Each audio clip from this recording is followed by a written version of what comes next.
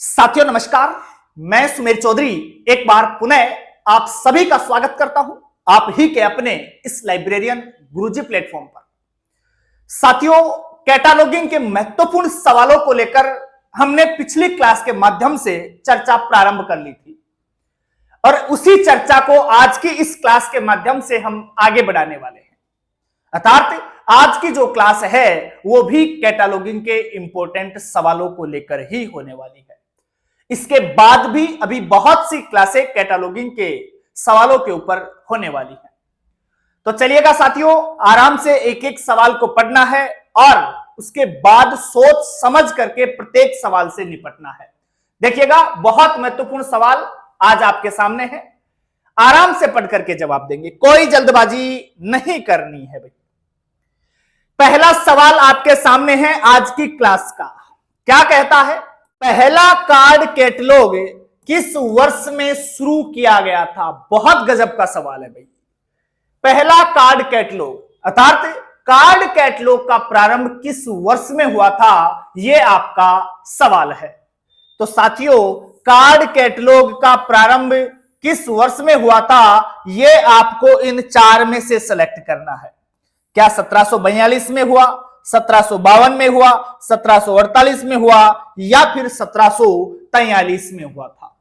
Card catalogue का प्रारंभ कब हुआ था? बहुत अच्छे से, बहुत डिटेल के साथ मैंने यह करवाया था भाई। सारी चीजें बताई थी कि कहां हुआ था, किसके द्वारा किया गया था, किस वर्ष में किया गया था, सारी चीजें मैंने लिखवाई है। अगर कोई रेगुलर क्लास ले रहा है तो आराम से इसके जवाब तक पहुंच गया होगा। तो डी इसका सही जवाब है। आपसे पूछा जाए कि कैटलॉग कार्ड का प्रारंभ करने वाला व्यक्ति कौन था, तो फिर आप कहेंगे सर रोजियर था। रोजियर था। कब किया था? बोले सर 1743 में। कहां किया था? तो आप कहेंगे सर पेरिस साइंस एकेडमी में। पेरिस साइंस एकेडमी के अंदर इसका पहली बार प्रयोग किया गया था 1743 में। और किसके द्वारा किया गया था? तब आप कहेंगे सर रोजियर के द्वारा किया गया था। वर्ष आपने देख ही लिया है, 1743 का है। चलिएगा अगले सवाल पे बढ़ते हैं। क्या कहता है आपका अगला सवाल? सवाल है कैटलॉग का कार्ड फॉर्म सबसे पहले किस देश में शुरू किया गया था? यहां पूछ रहा है आपसे देश का नाम कि कैटलॉग कार्ड जो है वो किस देश में प्रारंभ हुआ था। कार्ड फॉर्म में मतलब कैटलॉग कार्ड की बात हो रही है, तो किस देश में प्रारंभ किया गया था? मैं अभी बता भी चुका हूं, पेरिस साइंस एकेडमी में प्रारंभ किया गया था। तो पेरिस कहां पड़ता है? आराम से आप जवाब तक पहुंच सकते हैं। तो बताइए भाई, फ्रांस में हुआ था, इंडिया में हुआ था, यूके में था या फिर यूएसए में था? कैटलॉग कार्ड का प्रारंभ किस देश के अंदर हुआ था? तो साथियों आपका जवाब होगा सर फ्रांस में हुआ था। फ्रांस में भी कहां? तो आप कहेंगे सर पेरिस साइंस एकेडमी में। बोले कब हुआ था? तो आप कहेंगे 1743 में हुआ था। किसने प्रारंभ किया था? तब आप कहेंगे सर रोजियर के द्वारा प्रारंभ किया गया था। चलिएगा अगले सवाल के ऊपर चर्चा करते हैं। देखिएगा क्या कहता है। सवाल कह रहा है कि कोड बनाने की शुरुआत किस सदी में हुई थी? वर्ष नहीं पूछ रहा है आपसे, केवल और केवल शताब्दी का नाम पूछ रहा है। हरियाणा एसएससी लाइब्रेरियन का पेपर हुआ 2019 में, उसमें यह सवाल पूछा गया है। बताइए भाई, जो कैटलॉग कोड है उसकी शुरुआत किस सदी में हुई थी? सारी की सारी मैंने लिस्ट बनवा रखी है, आपको एक सूची तैयार करवाई थी। पहली कौन सी थी, उसके बाद कौन सी आई, फिर कौन सी आई, पूरी लिस्टिंग करवाई है मैंने आपको। और अगर अब भी आप गलती करते हैं तो फिर जूते खाने के हकदार आप हैं। इतना सरल सवाल आपके सामने है। क्या 19वीं सदी थी, 18वीं थी, 16वीं थी या 17वीं थी?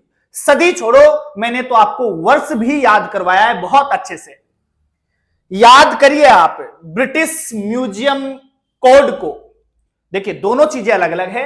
एक तो है ब्रिटिश म्यूजियम, एक तो है ब्रिटिश म्यूजियम एक है ब्रिटिश म्यूजियम कोड। क्या है? British museum code. दोनों अलग अलग है। अगर आपसे पूछा जाए कि ब्रिटिश म्यूजियम की स्थापना कब हुई, तब तो आप कहेंगे सर ब्रिटिश म्यूजियम की स्थापना 1753 में हुई। लेकिन अगर आपसे पूछा जाए कि ब्रिटिश म्यूजियम कोड पहली बार किस वर्ष में आया था, पहला एडिशन पूछ रहा है, तो आप कहेंगे सर 1841 में। ब्रिटिश म्यूजियम कोड क्या था भाई? एक सूचीकरण की पद्धति ही तो है। कोड क्या है? पद्धति तो है, स्कीम है। तो सबसे पहला जो सूचीकरण कोड था वो था ब्रिटिश म्यूजियम कोड। कब आया है? 1841 में। अब समझिए 1841 मतलब 1800 तो बीत चुकी है, 41 साल ऊपर निकल चुके हैं। तो 18वीं सदी तो बीत गई, 41 और ऊपर आ गए हैं। इसका मतलब सदी कौन सी आ गई? 19वीं आ गई है। मान लीजिए अगर अब 2025 है, मान लीजिए, तो सदी कौन सी हो गई भाई? 2000वीं तो बीत गई, 25 साल ऊपर निकल गए, तो सदी कौन सी हो गई? 21वीं हो गई। मान लीजिए 1800 या 1750 होता कि बताइए इसमें सदी कौन सी है? तो 1700 तो बीत गई, 50 ऊपर निकल गए, तो आप कौन सी बताते? बोले सर 18वीं है। तो मतलब एक प्लस कर देते हैं। तो 1841 में आया। 1841 में 1800 तो निकल गया, 41 ऊपर है, तो कौन सी हो जाएगी? 19वीं सदी। तो सही जवाब यहां क्या जाएगा? ए जाने वाला है 19वीं सदी। ब्रिटिश म्यूजियम कोड याद होगा, rules for dictionary catalogue RDC, वो भी 1876 में थी। तो ये भी कौन सी सदी में है? 19वीं में ही है। वो और भी है कुछ, खैर अपने को तो सबसे पहली देखनी थी, उससे अब यह सवाल हल हो जाएगा आपका। चलिएगा अगला सवाल क्या कहता है, देखिएगा। शब्द जो कैटलॉग है वो ग्रीक अभिव्यक्ति से लिया गया है। ग्रीक अभिव्यक्ति से लिया गया है, समझिएगा। जो कैटलॉग शब्द है, मैंने लिखवाया था कि ये किस भाषा का शब्द है? ग्रीक भाषा का है। ग्रीक भाषा के किस शब्द से निकला है, यह आपका सवाल है। तो बताइए भाई, कैटलॉग ग्रीक भाषा के किस शब्द से निकला है? ये 4 ऑप्शन आपके सामने हैं और कोशिश करिएगा कि आप इसे इंग्लिश में ही देखें। बताइए भाई, कैटलॉग किससे निकला है? ग्रीक भाषा के किस शब्द से निकला है? क्या काटा प्लस लोगो से निकला है? मीनिंग देख लेना अच्छे से। क्या काटा प्लस लोगस से निकला है? यहां GOS है और यहां GAS है, दोनों में इतना ही अंतर है। यहां है केटा प्लस लोगिस, यहां है केटा प्लस लोगोस। चारों में से पहचानिए सही जवाब क्या है। लिखवा रखा है मैंने बहुत डिटेल से। साथियों, कैटलॉग ग्रीक भाषा के काटा प्लस लोगोस से निकला है। काटा में के आएगा, ध्यान रखिएगा। बहुत सी जगह ऐसा जब क्वेश्चन बना के देता है तो सी भी लिख के देता है, क्योंकि बच्चे इससे इंस्पायर हो जाते हैं। यार इसमें सी है तो यहां पर भी सी ही तो आएगा। के स्थान पे बहुत सी जगह सी भी लिख कर देता है, आप पकड़ लेना। क्या आएगा? KATALOGOS, ये मीनिंग याद कर लेना, बार बार पूछा जाने वाला सवाल है भाई। चलो जी, अगले सवाल की बात करते हैं भाई। कैटलॉग शब्द किस भाषा के 2 शब्दों काटा और लोगोस से लिया गया है? इंग्लिश में ठीक लिखा हुआ है, यहां से गायब है। तो ये रहा भाई आपका काटा, KATA और LOGOS। जो कैटलॉग शब्द है वो काटा प्लस लोगोस से बना था। तो अब बताइए काटा और लोगोस किस भाषा के शब्द थे? ये आपको पहचानना है। पीछे वाले क्वेश्चन में ही आपको इसका जवाब मिल गया था। RPSC के अंदर ये पूछा जा चुका है 2016 में, और हरियाणा SSC लाइब्रेरियन 2019 में भी पूछा जा चुका है। मतलब काटा और लोगोस जो हैं किस भाषा के शब्द हैं, सिर्फ ये बताना है। क्या ग्रीक के हैं, क्या अंग्रेजी के हैं, लैटिन के हैं या फ्रेंच के हैं? तो साथियों, ऐसे सवाल बहुत इंपॉर्टेंट है, बहुत सरल सवाल होते हैं। तो सही जवाब यहां जाएगा ग्रीक। काटा प्लस लोगोस ग्रीक भाषा के शब्द हैं, इन्हीं से आपका कैटालॉग निकला है। चलिएगा अगले सवाल के ऊपर चर्चा करते हैं। पुस्तक की प्रविष्टियों के लिए कैटलॉग कार्ड का मानक आकार क्या होगा? जो आपका कार्ड कैटलॉग हमने पढ़ा था उसकी साइज क्या होगी? साइज आपसे पूछ रहा है। कई बार ये परीक्षाओं के माध्यम से पूछ लिया गया है, बहुत सारी एग्जाम्स में पूछा जा चुका है, आपके सामने है भाई। अगर इतनी सारी परीक्षाओं में पूछा जा चुका है तो आप अंदाजा लगा सकते हैं कि आपके लिए यह कितना इंपॉर्टेंट सवाल है। पुस्तक की प्रविष्टियों के लिए कैटलॉग कार्ड का मानक आकार क्या है? देखिएगा 4 ऑप्शन आपके सामने हैं। पहला ऑप्शन है 12x7 सेंटीमीटर, दूसरा ऑप्शन है 12.5x7.5 सेंटीमीटर अर्थात 12.5 x 7.5 सेंटीमीटर, 11.5 सेंटीमीटर से 7.5 सेंटीमीटर और चौथा ऑप्शन है 11.5 से 7 सेंटीमीटर। बताइए भैया, सेंटीमीटर लिखा हुआ है, ध्यान रख लेना इस चीज का। यहां इंच में नहीं पूछ रहा है, इंच में पूछता तो फिर हम अलग जवाब देते, ये सेंटीमीटर में पूछ रहा है। तो बताइए भाई, कार्ड कैटलॉग की साइज बहुत सिंपल है। आप कहेंगे सर 12.5 x 7.5 सेंटीमीटर एकदम सही जवाब है। 12.5 x 7.5 सेंटीमीटर भी इसका सही जवाब होगा। चलो जी बढ़ते हैं आगे और देखते हैं अगला सवाल क्या कहता है। कार्ड कैटलॉग का मानक आकार क्या है? सेम टू सेम वही सवाल आपसे पूछा है, लेकिन यहां ऑप्शन चेंज कर दिए।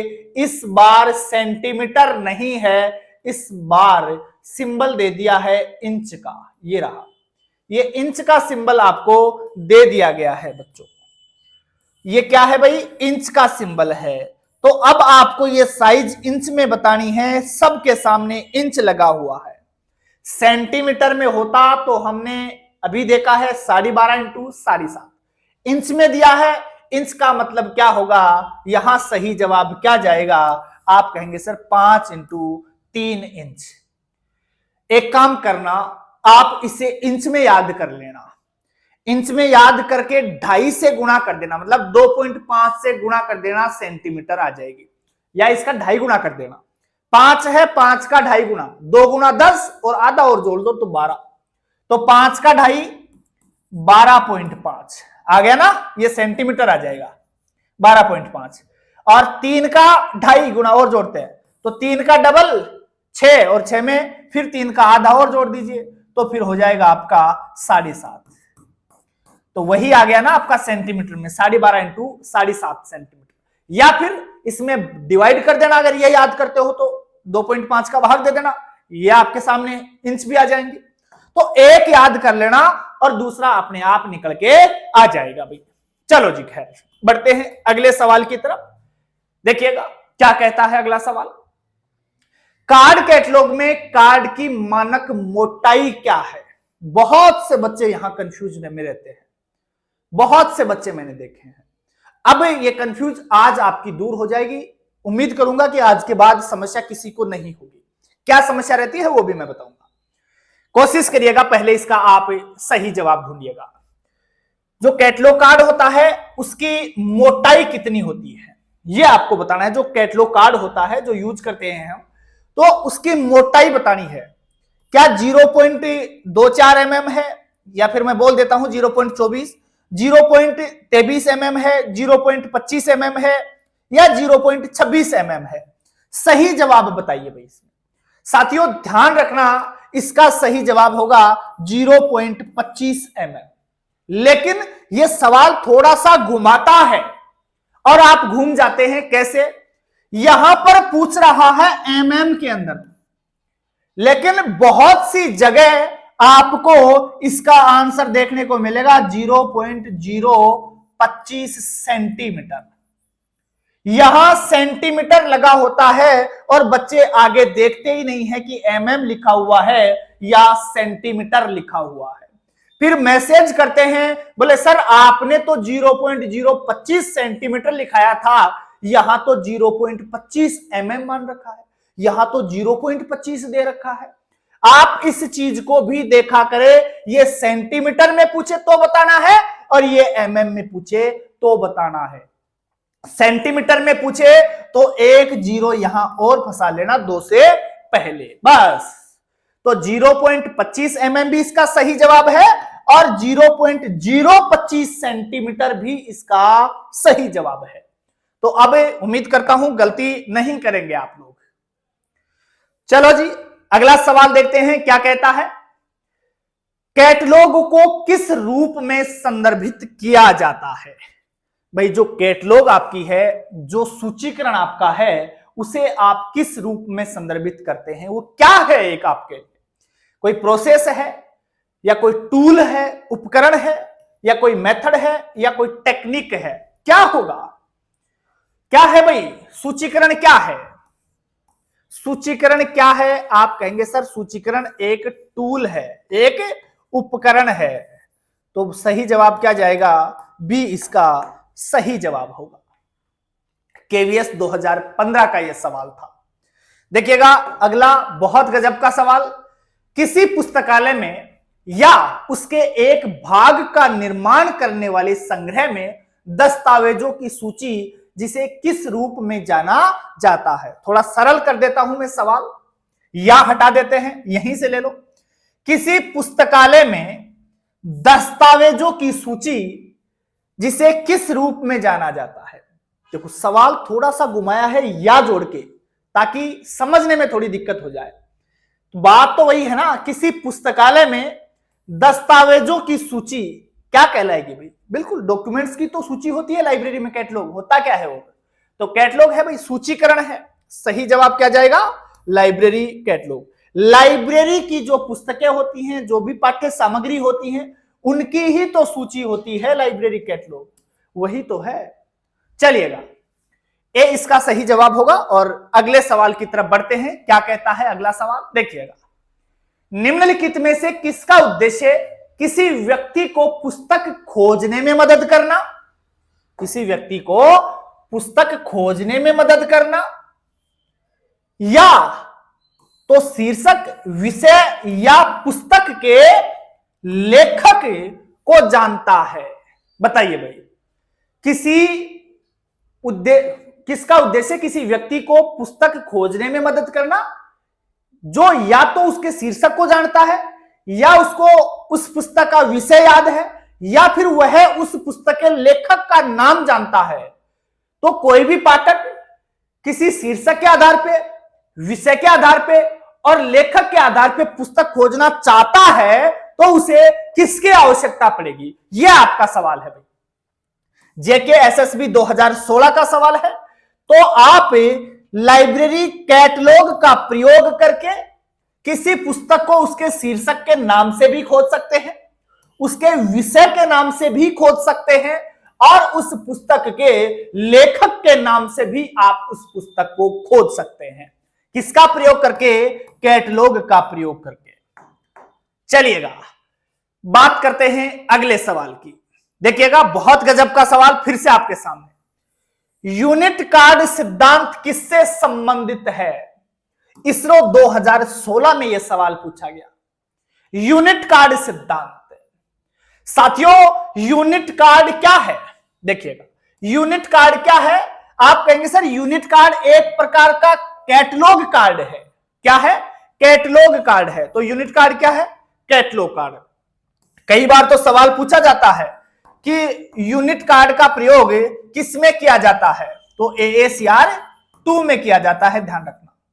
एक प्रकार का कैटलॉग कार्ड है। देखिएगा, इस यूनिट कार्ड का प्रयोग हमें मेन एंट्री में भी कर सकते हैं और एडेड एंट्री में भी कर सकते हैं। दोनों में ही यूनिट कार्ड का उपयोग किया जाता है। इसलिए इसे क्या कहते हैं? कौन सा कार्ड कहते हैं? Unit card. और यूनिट कार्ड का प्रयोग किसमें होता है? यह भी सवाल बहुत बार पूछता है। तब आप क्या कहेंगे? सर यूनिट कार्ड का प्रयोग AACR 2 में होता है। भाई AAC मतलब दो AC लाग रही हैं, 2 लगा हुआ है ना, दो AC लाग रही हैं, तो भाई सीधी सी बात है यूनिट तो आएंगे ही ना। यूनिट तो आएंगे ही जब दो AC लगेंगी। AACR 2 मतलब 2 AC लगी हुई है, तो सीधी सी बात है यूनिट तो आएंगे। तो इस प्रकार से आप चाहो तो इसे याद भी कर सकते हो। चलिएगा बात करते हैं इस सवाल की। पारंपरिक दस्तावेजों को सूचीबद्ध करने के लिए सूचना का मुख्य स्रोत कौन सा होता है? कोई भी आपके डॉक्यूमेंट हैं उनको सूचीबद्ध करना है, कैटलॉगिंग उनकी कर बनानी है, तो भैया उसकी जो सूचना है वो हमें कहां से प्राप्त होगी? किसी भी पुस्तक की सूचना कहां से प्राप्त होगी? बताइए भैया, मुख्य स्रोत क्या है सूचना का? 4 ऑप्शन आपके सामने हैं। क्या टाइटल पेज से मिलेगी आपको सूचना? क्या इंडेक्स पेज से मिलेगी? क्या कंटेंट पेज से मिलेगी? या फिर नन ऑफ द अबव, इनमें से कोई नहीं। किसी पुस्तक की कैटलॉगिंग बनानी है, कार्ड तैयार करना है हमने, या उसकी मेन एंट्री, एडेड एंट्री वगैरह तैयार करनी है, तो भैया जो तैयार करने के लिए हमें सूचना चाहिए वो सूचना हमें उस पुस्तक के कौन से पेज से प्राप्त होगी, यह आपका सवाल है। कैटलॉगिंग करने के लिए आपको सूचना तो चाहिए, तो वो सूचना हम कहां से लेंगे? तो सही जवाब जाएगा ए, टाइटल पेज से हम वो सूचना लेंगे। सबसे इंपॉर्टेंट क्या रहेगा आपके लिए?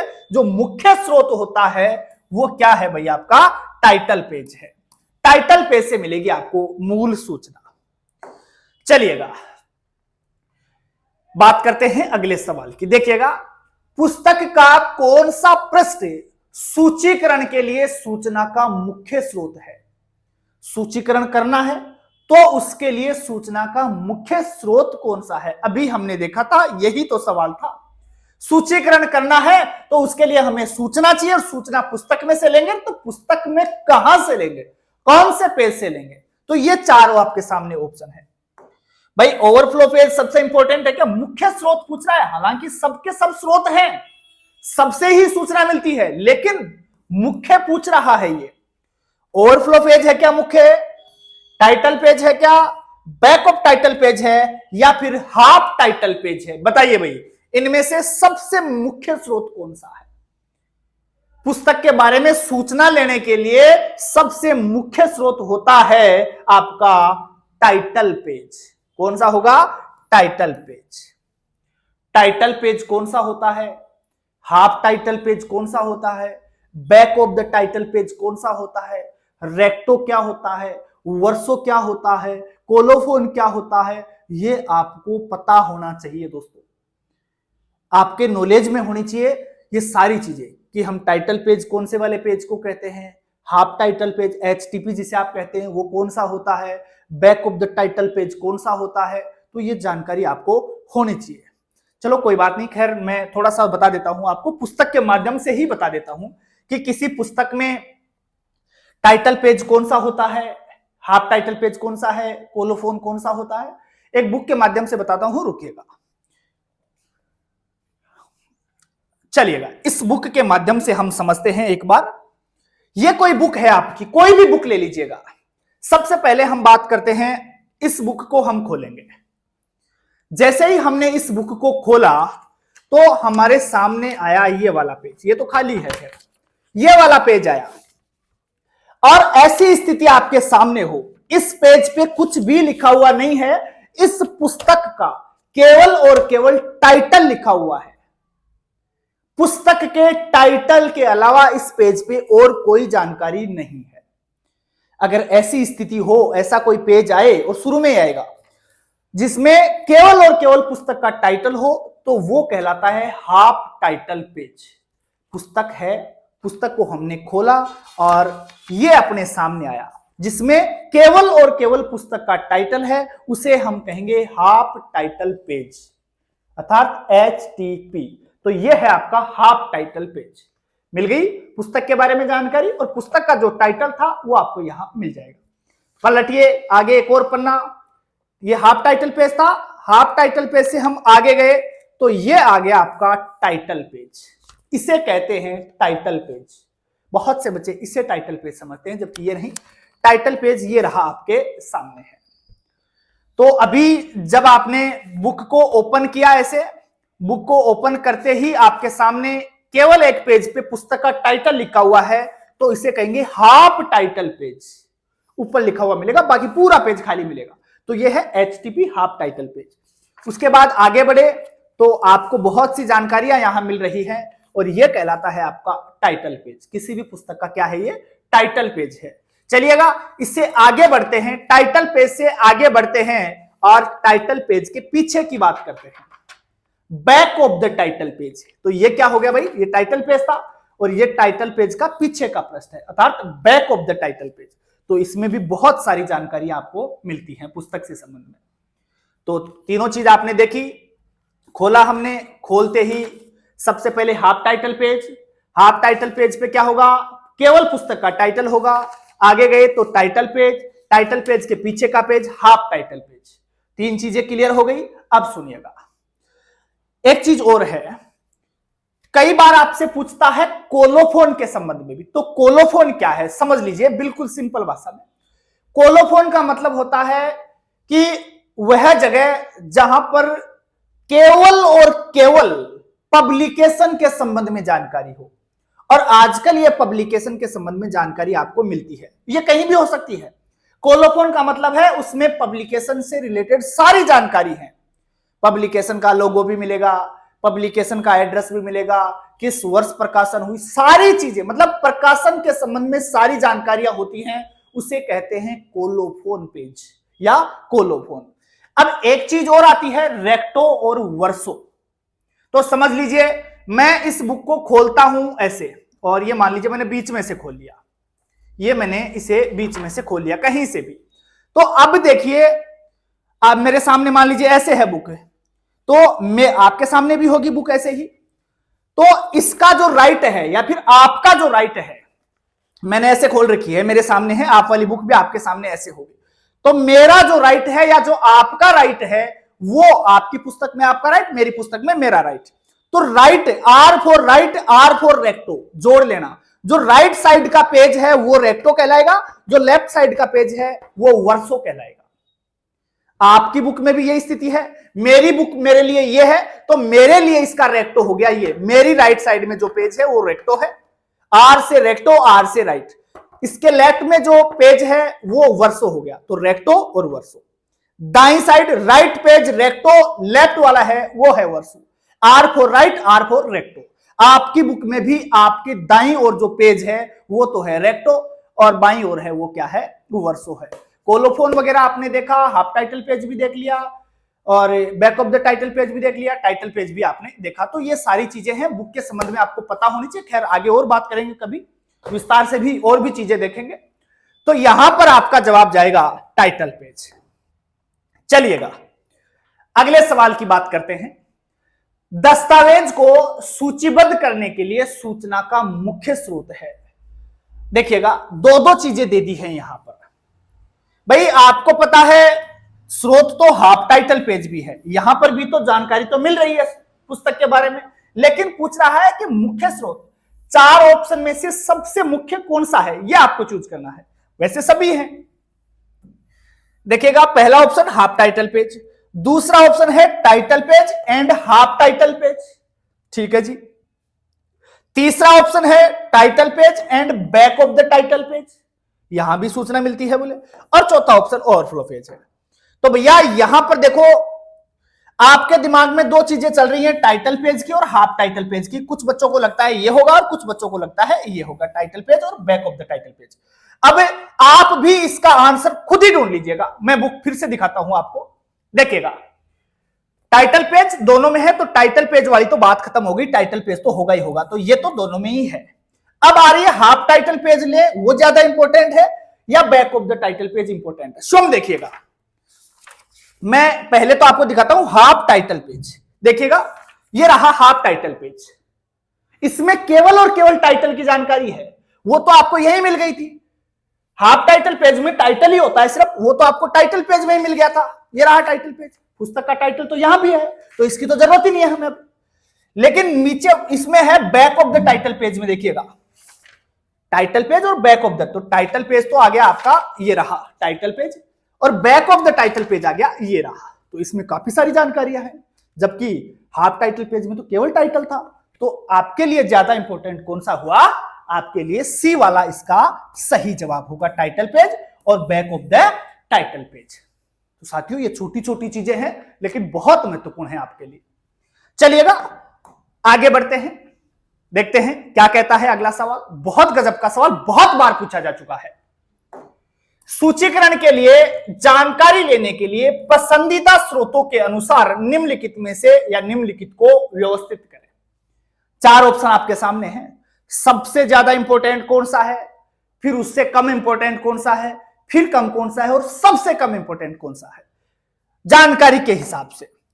तो देखो जी, पहला ऑप्शन है प्रीफेस अर्थात प्रस्तावना, दूसरा है कोलोफोन। कोलोफोन मैंने अभी बताया, इसमें किसकी जानकारी होती है, प्रकाशन की संपूर्ण जानकारी होती है। चलो जी, टाइटल पेज और यह है आउटसाइड ऑफ द सोर्स। चलो जी, इनमें से देखते हैं सबसे इंपॉर्टेंट। तो भैया सबसे इंपॉर्टेंट तो होता है टाइटल पेज, तो यहां तो लगा देता हूं मैं 1 नंबर। आपको मालूम है अभी 2-3 सवाल हम देख चुके हैं, सबसे जरूरी तो है टाइटल पेज। टाइटल पेज के बाद जरूरी कौन सा है, 2 नंबर पे जरूरी, सबसे जरूरी तो टाइटल पेज। 2 नंबर पे है कोलोफोन। इन 4 ऑप्शन में से देखना है ना, तो 2 नंबर पे आएगा कोलोफोन, जिसमें पब्लिकेशन की संपूर्ण जानकारी होती है। 3 नंबर पे आएगा प्रस्तावना। प्रस्तावना इसमें भी तो जानकारी होती है, पुस्तक के बारे में ही तो लिखा होता है। और लास्ट में आएगा आउटसाइड ऑफ द सोर्स, बाहर से हम कोई चीजें देखते हैं तो वो लास्ट में जाएगा ही जाएगा। तो ये आपकी 4 चीजें हैं, ये आएगा 4 नंबर पे। तो भैया 1, 2, 3 और 4, तो पहले नंबर पे सी, तो पहले पे आएगा सी, ये रहा। अगर आपको केवल एक चीज का पता है तो भी आपने सही जवाब ढूंढ लिया इसका। पहले पे सी है, दूसरे पे बी है, तो उसके बाद जाएगा बी, सी बी। 2 के बाद 3 पे आएगा ए, तो 3 के बाद ए, और लास्ट में जाएगा डी, तो लास्ट में गया डी। सही जवाब क्या होगा, सही जवाब सी होगा। तो ऐसे सवाल परीक्षा में पूछे जाते हैं, घबराना नहीं है, आराम से पढ़ करके जवाब देना है। देखिएगा, किसी प्रविष्टि में आपको किसी पुस्तक के बारे में मुख्य जानकारी मिलेगी। किसी प्रविष्टि में या किस प्रविष्टि के अंदर, अरे भाई तू कहां जाएगा, चल, यह रहा सवाल कि किस प्रविष्टि के अंदर आपको किसी पुस्तक के बारे में मुख्य जानकारी मिलेगी। कौन सी वो प्रविष्टि है जिसमें पुस्तक के संबंध में मेन जानकारी मिलती है, मुख्य जानकारी मिलती है, और मुख्य जानकारी मुख्य प्रविष्टि में मिलती है। भाई मेन जानकारी मेन एंट्री और एडेड एंट्री में अर्थात इतर प्रविष्टि में इतर जानकारियां होती है, सीधी सी बात है। तो मुख्य जानकारी मुख्य प्रविष्टि में, मुख्य जानकारी मुख्य प्रविष्टि अर्थात मेन एंट्री, तो मेन एंट्री इसका आंसर लगाओ। ये रहा सबसे इंपॉर्टेंट जानकारी, जो मुख्य जानकारियां होती हैं वो तो मेन एंट्री में ही हम बनाते हैं। तो मेन एंट्री बनाना भी मैंने आपको बहुत डिटेल से सिखा रखा है। मेन एंट्री कैसे बनाते हैं, एडेड एंट्री कैसे बनाते हैं, AACR 2 में कैसे बनाते हैं, CCC में कैसे बनाते हैं, कितने कितने इनके सेक्शन होते हैं, सारी चीजें डिटेल से करवा रखी है। कोई साथी अगर नया है तो जाइए और लाइब्रेरियन गुरुजी एप्लीकेशन से करिए, या फिर आपकी मर्जी हो किसी अदर प्लेटफॉर्म से करना है तो वहां से करिए, लेकिन करिए, इसको तैयार करिए, कैसे भी करिए, परीक्षा में सवाल यहां से पूछे जाते हैं। चलो जी, अगले सवाल के ऊपर चर्चा करते हैं।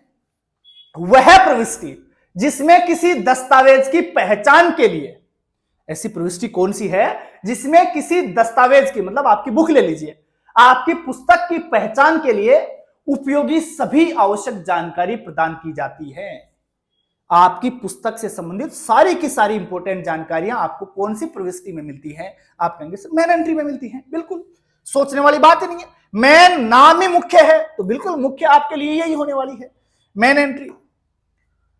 चलिएगा, सब सवाल कहीं ना कहीं पूछे जा चुके हैं। शास्त्रीय सूची की मुख्य प्रविष्टि खालिस्तान प्रविष्टि है। Main entry of the classical catalogue is the entry. Main entry किस प्रकार की एंट्री है, मेन एंट्री कैसी एंट्री है, आप कहेंगे सर मेन एंट्री एकदम बेसिक एंट्री है। तो मेन एंट्री कैसी एंट्री है, बिल्कुल बेसिक एंट्री है। तो आपका सही जवाब क्या जाएगा, यहां पर बेसिक जाने वाला है भाई, देख लीजिएगा। चलिएगा अगले सवाल की बात करते हैं। सूचीकरण में अर्थात कैटालॉगिंग में वर्ग कोष्ठक, जिसे आप बड़ा कोष्ठक बोलते हैं, वर्ग कोष्ठक का उपयोग किया जाता है।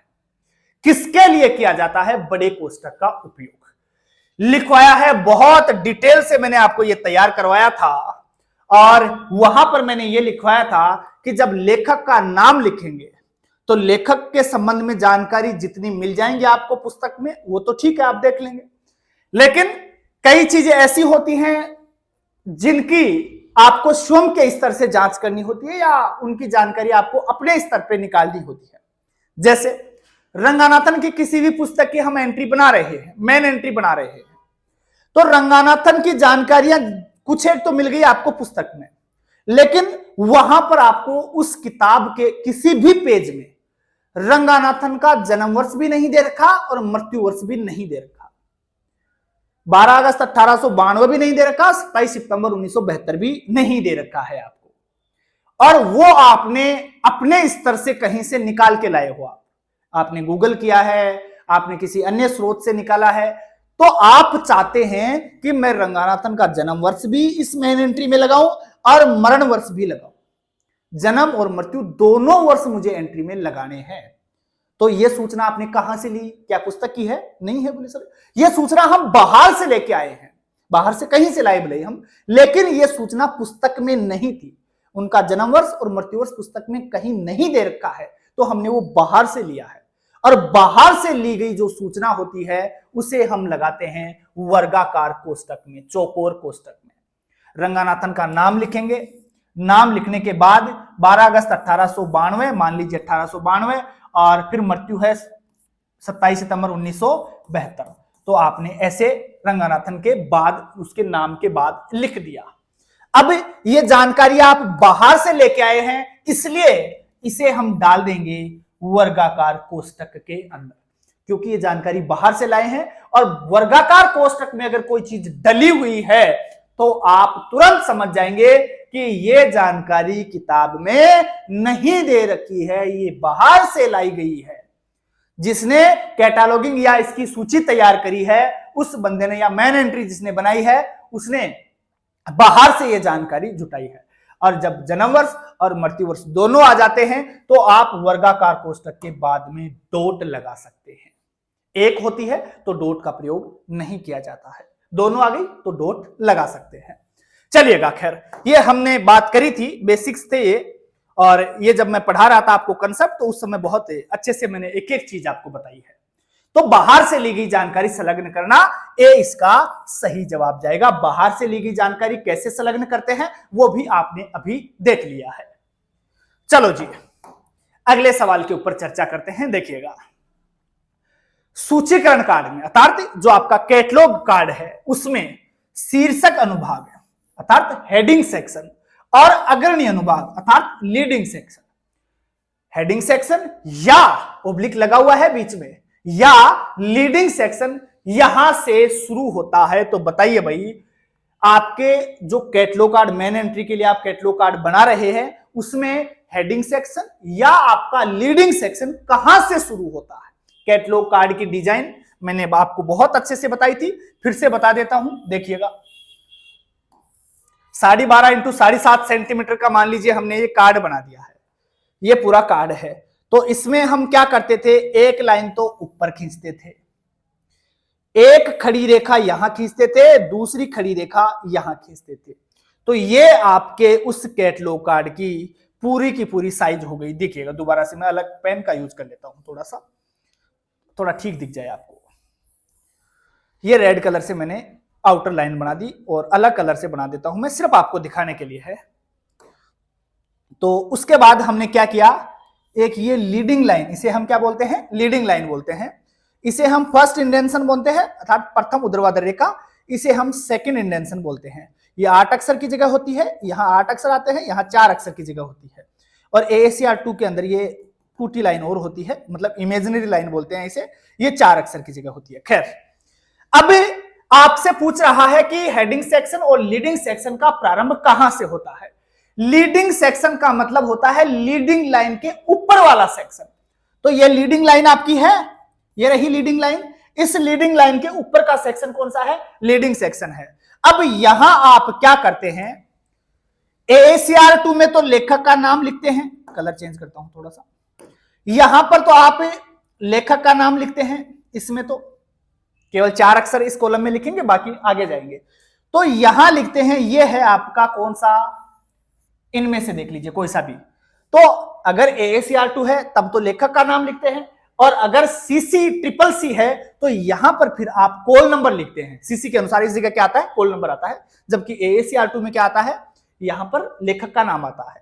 तो ये जो जगह है, ये आपका सेक्शन है, वो कहां से शुरू होगा, तो आप स्वयं देखिए, ये फर्स्ट इंडेंशन है, प्रथम ऊर्ध्वाधर रेखा है, यहां से प्रारंभ हो गया है। तो भाई ये कहां से प्रारंभ हुआ, फर्स्ट इंडेंशन से, ये सेकंड था, जबकि ये तो यहीं से शुरू हो गया ना। तो भैया ये सेक्शन आपका फर्स्ट इंडेंशन से शुरू हो रहा है, तो आंसर क्या जाएगा, फर्स्ट इंडेंशन अर्थात प्रथम ऊर्ध्वाधर रेखा। तो ऐसी चीजें हैं, बहुत डिटेल से मैंने बहुत विस्तृत तरीके से ये चीजें पढ़ा रखी है, पूरा का पूरा कॉन्सेप्ट आपको डिटेल में समझा रखा है। अगर आपने नहीं ली है क्लासेस तो जाइए और लाइब्रेरियन गुरुजी एप्लीकेशन डाउनलोड करके वहां से तैयार करिए। चलिएगा देखिएगा, अब है आपका पर्सिया इंस्ट्रक्शन। पर्सिया इंस्ट्रक्शन का संबंध किससे है, ये बहुत सिंपल सवाल आपसे पूछ लिया। एक लिस्टिंग करवाई थी मैंने आपको, उसमें सारे के सारे कैटलॉग का नाम लिखवाया था कि कौन सा कैटलॉग कब आया, किसने निर्मित किया था, सब सूची दे रखी है। तो उस सूची में आपने देखा होगा पर्सियन इंस्ट्रक्शन, कैटलॉग की सूची लिखवाई थी, उस सूची में पर्सियन इंस्ट्रक्शन भी मैंने लिखवा रखा है। इसका मतलब ये भी क्या है, कैटलॉग आपका है, कैटालॉगिंग इसका संबंध है। भाई संबंध किससे है, कैटालॉगिंग से है। ये भी क्या है, एक सूचीकरण की पद्धति है, सूचीकरण कोड है आपका, कैटलॉग कोड है। तो बी इसका सही जवाब जाने वाला है। चलिएगा अगला सवाल, सवाल पूछा है कि पर्सियन इंस्ट्रक्शन किस वर्ष में प्रकाशित हुआ था। वर्ष आपको पूछा है, पर्सियन इंस्ट्रक्शन कैटलॉग कोड है, पहला सवाल का जवाब। दूसरा, ये किस वर्ष में आया था, तो पर्सियन इंस्ट्रक्शन किस वर्ष में आया भाई, 1899 में आया, 1900 में आया, 1908 में आया, फिर 1938 में आया है। इन चारों में से सही जवाब एक है आपका, लिखवा रखा है, एक लिस्ट याद होगी आपको, पर्सियन इंस्ट्रक्शन 1899, ए इसका सही जवाब जाने वाला है। चलिएगा अगले सवाल की बात कर लेते हैं। वेटिकन कोड मुद्रित पुस्तकों की सूची के लिए एक नियम है, ये किस वर्ष में प्रकाशित हुआ। वेटिकन कोड क्या है भाई, rules for the catalogue of printed books, इसका प्रकाशन किस वर्ष में हुआ था। वेटिकन कोड भी क्या है भाई, एक आपका कैटलॉग कोड है, जो किस वर्ष प्रकाशित हुआ था, 1927 में हुआ था, 1928 में, 31 में, या 1948 में। सही जवाब क्या होगा, वेटिकन कोड है, वेटिकन 31 है भैया, कब हुआ था, 1931 में। सी इसका सही जवाब होगा। चलिएगा अगले सवाल की बात करते हैं। कैनमार्क, ये सारे मैंने लिखवा रखे हैं, कैनमार्क वगैरह, यूनिमार्क वगैरह, सारे मार्क एक साथ लिखवाए थे और पूरी लिस्ट याद करवाई थी, सबके ट्रिक भी दिए थे। अब भी याद नहीं है तो डूब मरो कहीं जाके। कैनमार्क कब लिखवाया था, याद करो, 1974 में लिखवा रखा है आपको। सब चीजों के मैंने ट्रिक के माध्यम से आपको करवा रखी है, फिर भी नहीं आता है तो कोई फायदा नहीं है। फिर एलसी विवरण नियम लिखवाया है, बहुत अच्छे से करवा रखा है, सूची में नाम है LC, library of Congress description rules कब आए थे, है ना, तो ये आपको बताना था। तो याद करो 1949 में, ये भी मैंने आपको लिखवा रखा है। सीधे सीधे फैक्ट है और डायरेक्ट आपको जवाब देना है, कोई कंसेप्ट वाली यहां तो बात है ही नहीं। चलिएगा देखिएगा, लिखवा रखा है ना, ओसीएलसी द्वारा विकसित कैटलॉग, अभी ये तो ताजा ही पढ़ाया था मैंने। ओसीएलसी जब पढ़वाई थी उस समय भी ये बहुत अच्छे से करवाया था। ओसीएलसी की यूनियन कैटलॉग कौन सी है, ये तो करवाया है, ताजा ही है। तो ओसीएलसी की यूनियन कैटलॉग है, मैंने ये भी कहा था विश्व की सारी बिल्ली सीएलसी में पढ़ने रहे, मैंने कहा था ना, तो वही है भैया ओसीएलसी। विश्व की सारी बिल्ली कहां भाई, वर्ल्ड कैट, विश्व की बिल्ली कहां पढ़ती है, सीएलसी में पढ़ती है, तो वर्ल्ड कैट करवाया था ना। एक एक चीज करवा रखी है, फिर भी अगर आप सही जवाब नहीं दोगे तो भैया आपका कुछ भी नहीं हो सकता। आप देख सकते हैं ये सब सवाल पूछे जा चुके हैं कहीं ना कहीं। तो यहां पर सही जवाब क्या जाएगा, बी जाने वाला है। चलिएगा अगला सवाल देखिएगा। एक दस्तावेज विवरण नहीं मिलता है, डॉक्यूमेंट का विवरण नहीं मिलता है, चार ऑप्शन आपके सामने है, कैटलॉग एंट्री में, साइटेशन में, बिब्लियोग्राफिक एंट्री में, आपको पता है कैटलॉग एंट्री के अंदर दस्तावेज का विवरण है, साइटेशन अर्थात उद्धरण जो है इसमें भी है, बिब्लियोग्राफिक एंट्री है इसमें भी है, लेकिन क्लास नंबर में नहीं मिलता है, तो डी इसका सही जवाब जाने वाला है। अगला सवाल, डिक्शनरी ऑफ कैटलॉग के लिए कटर के नियम। भाई डिक्शनरी कैटलॉग किसने दी थी? सीए कटर ने दी थी, और पहली बार ये किस वर्ष में दी गई थी ये आपको बताना है। Dictionary catalogue RDC, rules for dictionary catalogue याद कर सकते हैं आप। तो RDC dictionary catalogue CA cutter साहब के द्वारा दी गई, और पहली बार किस वर्ष में आपके सामने आई थी वो आपको सवाल जवाब देना है। बताइए भाई 1873 में आई थी क्या? 1875, 1874, 1887 और 1862। सही जवाब बताना है। रूल्स फॉर डिक्शनरी कैटलॉग जो सीए कटर साहब के द्वारा दी गई थी 1876 के अंदर। 1876 में डिक्शनरी कैटलॉग आती है और किसके द्वारा दी जाती है? सीए कटर के द्वारा प्रदान करी जाती है। चलिएगा साथियों, अगली क्लास के माध्यम से और भी सवाल देखेंगे। उम्मीद करता हूं क्लास आपको बहुत अच्छी लगी होगी। सारे क्वेश्चन आप अगली क्लास में याद करके ही आएंगे। बहुत बहुत आप लोगों का धन्यवाद। जय हिंद, जय भारत।